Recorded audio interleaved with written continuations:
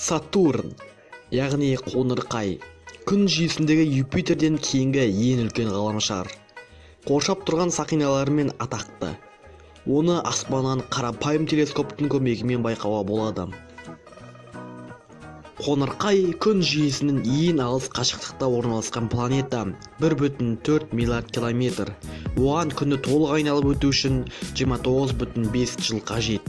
Сатурнда болатын дауылдан жылдамдығы 1800 км/сағатқа дейін жетеді. Сатурн негізінен газдардан тұрады және оның қабатты беті жоқ. Бұл планета сутегінен, гелийден, метаннан, аммиактан және ауыр металдардан құралған.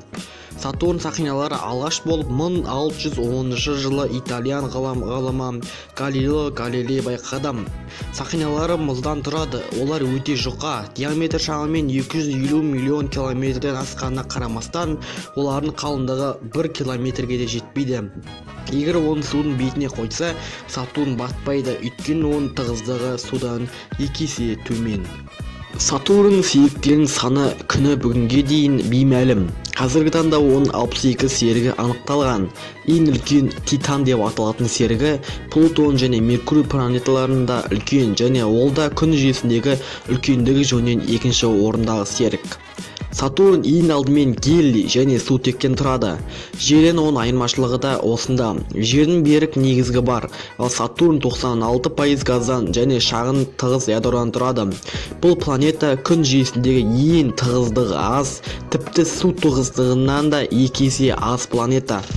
1979 жылы Pioneer 11 атты ақш автоматты планетарлық станция тарихта алғаш рет Сатурнға жақын ұшқан. Ғарыш аппараттары Сатурн төңірегіне небәрі 4 рет қана жеткен.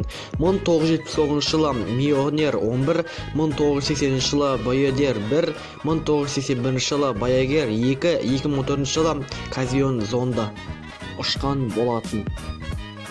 Кейбір ғалымдар Сатурнда өмір бар деп есептейді, бірақ бұл жалған мәлімет.